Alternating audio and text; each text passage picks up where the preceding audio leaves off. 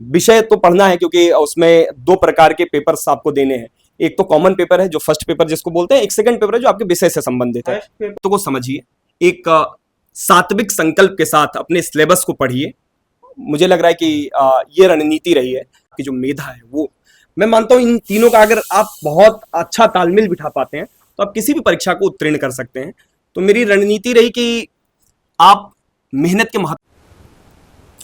नमस्कार दोस्तों, आज मैं अभय भाई के रूम पर आया हूं जो कि यूजीसी नेट जीआरएफ में क्वालिफाई किए हैं और बीएचयू के स्टूडेंट रह चुके हैं भाई।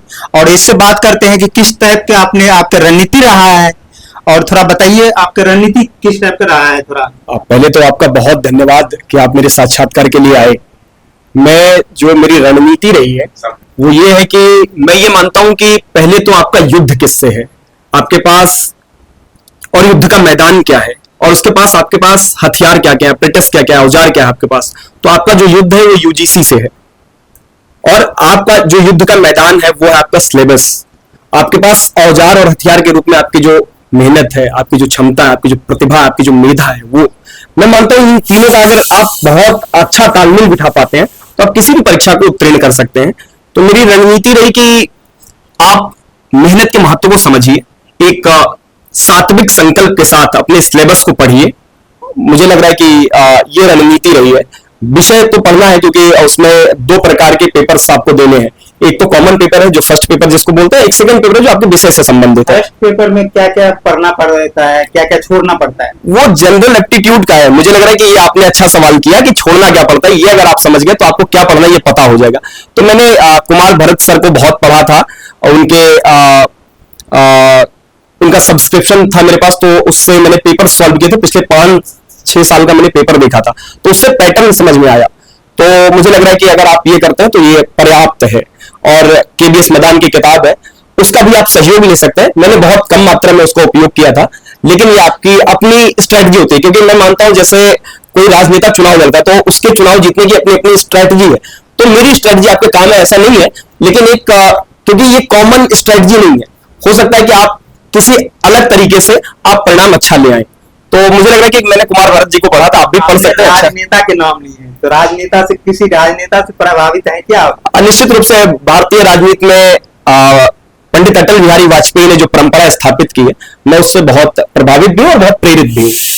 क्या आप उधर से ही मतलब 1957 का जो लोकसभा चुनाव संपन्न हुआ, दूसरा लोकसभा चुनाव था इस देश का, पंडित अटल बिहारी वाजपेयी बलरामपुर से सांसद हुए और उन्होंने बलरामपुर का प्रतिनिधित्व संसद भवन में किया। तो मैं बलरामपुर से आता हूं, इसलिए मेरा उनके प्रति एक लगाव भी है और उनसे मैं बहुत प्रेरित भी हूं। उनकी कविताओं को मैंने अपने जीवन में और परीक्षा के दौरान भी मैंने उससे बहुत प्रेरणा प्राप्त की है। कुछ कविता सुनाना चाहें? निश्चित रूप से, ये तो बहुत अच्छा है। मैंने रेलगाड़ियों में सफर करते हुए बहुत सारी कविताओं को सुना करके सीटें प्राप्त की हैं, तो आज भी आपको भी सुना देता हूं। हार नहीं मानूंगा, रार नहीं ठानूंगा, काल के कपाल पर लिखता मिटाता हूं, गीत नया गाता हूं, गीत नया गाता हूं। उनकी एक कविता है कि बाधाएं आती हैं आए, घिरे प्रलय की घोर घटाएं, पांवों के नीचे अंगारे, सिर पर बरसे यदि ज्वालाएं, निज हाथों में हंसते हंसते आग लगाकर जलना होगा, कदम मिलाकर चलना होगा, कदम मिलाकर चलना होगा। आज दीपावली है, उनकी एक कविता है, आओ फिर से दिया जलाएं, भरी दोपहरी में अंधियारा, सूरज परछाई से हारा, अंतरतम का नेह निचोड़े, बुझी हुई बातें सुलगाएं, आओ फिर से दिया जलाएं, आओ फिर से दिया जलाएं। आप में एक लीडर क्वालिटी दिखता है, आप एक सच में आप जाके लगते हैं कि सच में आप एक लीडर है इसमें। मुझे लग रहा है कि अगर आप परिश्रम करते हैं और मेहनत का अपना महत्व है, तो मुझे लग रहा है कि ये हर किसी में होता है। किसी का उभर करके आ जाता है, किसी का छिप जाता है। कम्युनिकेशन स्किल बहुत अच्छा है आपका, बोलने का शैली। मुझे लग रहा है कि संगठन से मैंने प्राप्त किया, उसको ये श्रेय जाए तो ज्यादा अच्छा है। संगठन का नाम भी बताना चाहे तो? राष्ट्रीय स्वयंसेवक संघ। और मैं जिनके पास रहा, जिनसे बहुत सीखा, मैं उनको बहुत स्नेह और आदर के भाव से गुरुदेव कहता हूँ। उनसे मैंने बहुत सीखा है जीवन में। मतलब अगर उस संगठन के प्रति भी मेरा जुड़ाव है तो उन्हीं के कारण था। तो उनका भी बहुत प्रभाव है मेरे व्यक्तित्व के निर्माण में। हमने ये, अच्छा, दूसरा पेपर के बारे में तो बताइए। हाँ, दूसरा पेपर आपका विषय से संबंधित होता है, जिसमें आपको अपने विषय को पढ़ना होता है। उसके 100 क्वेश्चंस होते हैं और उसमें हिंदी में 10 यूनिट है। तो उसमें उपन्यास है, उसमें कहानियां हैं, 21 कहानियां लगी, बहुत अच्छी कहानियां हैं। मुझे लग रहा है कि जो लोग तैयारी नहीं करते हैं और केवल साहित्य प्रेमी होने की दृष्टि से भी उसको बहुत अच्छे से पढ़ सकते हैं। अन्य गद्य विधाएं लगी हुई जिसमें जीवनी है, हरिवंश राय बच्चन की मैंने जीवनी पढ़ी, मैं बहुत प्रभावित हुआ उससे। क्या भूलूं क्या याद करूं, तो ये भी आपको पता होना चाहिए कि क्या भूलना है और क्या याद रखना है। प्रेमचंद का उपन्यास है गोदान, वो पढ़ना चाहिए। तो मुझे लग रहा है कि एक तो परीक्षा की तैयारी की दृष्टि से आप आचार्य रामचंद्र शुक्ल की किताब है हिंदी साहित्य का इतिहास, वो पढ़ सकते हैं। आचार्य विश्वनाथ त्रिपाठी है, दिल्ली यूनिवर्सिटी में ही प्रोफेसर है, मुझे उनका बड़ा स्नेह मिलता है, उनकी किताब हिंदी साहित्य का सरल इतिहास, वो पढ़ सकते हैं। आचार्य हजारी प्रसाद द्विवेदी के निबंध लगे हुए हैं, वो सब पढ़िए आप। तो मुझे लग रहा है कि और एक पूरी बहुत बड़ी परंपरा है हिंदी साहित्य में आचार्यों की। नामवर जी के निबंध लगे हुए हैं, सर्वेश्वर दयाल सक्सेना की कविताएं लगी हुई हैं, धूमिल की कविताएं लगी हुई हैं, मुक्तिबोध लगे हुए हैं। तो मुझे लग रहा है कि तुलसी राम जी लगे हुए हैं, मुर्दैया उनकी किताब है। तो और तुलसीदास की भी कविताएं लगी हुई हैं, मीरा की भी कविताएं लगी हुई हैं, कबीर को भी पढ़ना है आपको। तो एक बहुत बढ़िया सिलेबस है। मुझे लग रहा है कि ये सब पढ़ना ही पड़ेगा आपको परीक्षा को उत्तीर्ण करने के लिए। जो जिस बच्चे को पता नहीं है कैसे करना है उनके लिए, मतलब अब इतना सारे तो बता दिया आपने, वो तो कंफ्यूज हो जाएंगे। मुझे लग रहा है कि पहले तो सिलेबस अपने सामने रखें। मैंने कहा कि सिलेबस आपका युद्ध का मैदान है, तो आपको ये पता होना चाहिए कि आप ईडन गार्डन में खेल रहे हो या आप लॉर्ड्स में खेल रहे हो। तो ये आपको क्लियर रखना है। तो आपके पास एक सिलेबस होना चाहिए जो आपके टेबल पे हो। और मैं तो एक लाइन लिख करके रखता था, अवतार सिंह संधू पास की लाइन थी कि सबसे खतरनाक होता है हमारे सपनों का मर जाना। तो वो आपकी आंखों में जो सपने हो आपके सिलेबस के होने चाहिए। हालांकि उसका काउंटर किया है गोपाल दास तिलक ने कि कुछ सपनों के मर जाने से जीवन नहीं मरा करता है, लेकिन आपके सामने सिलेबस होना चाहिए। और उसके बाद कंटेंट क्या क्या आपके पास है, आप या दृष्टि में एक किताब है उससे आप सहायता ले सकते हैं। तो वो सारी चीजें आपको करनी है।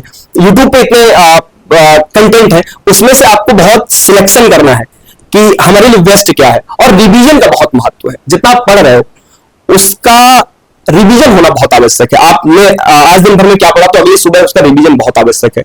ये सारी स्ट्रैटेजी है। पढ़ते रहते मुझे लग रहा है कि मैं शनिवार और रविवार का जो दिन है वो अपने लिए रखता हूँ, तो उसमें मैं रिवीजन करता था। मैं जिनके साथ रहता था उनसे मेरा क्वेश्चंस और सवाल और जवाब का खेल चलता था। हमने ये भी सुना है कि आपके जीवन में दोस्तों को बहुत योगदान है। मुझे लगा मेरे पास सप्तऋषि है, और मैं उनको दोस्त नहीं कहता हूँ, सप्तऋषि, तो उनका आशीर्वाद का बहुत प्रभाव है। बनारस से आयुष बाबा है, प्रशांत जी है, ये सब बहुत पढ़ने में बहुत अच्छे स्कॉलर, सब JRF है। ऋषु भाई है, गुरुदेव की मैं बात कर ही चुका।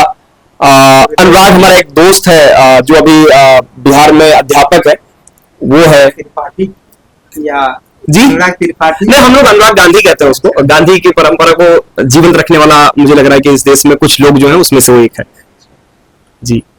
और कुछ बताना चाहिए आप?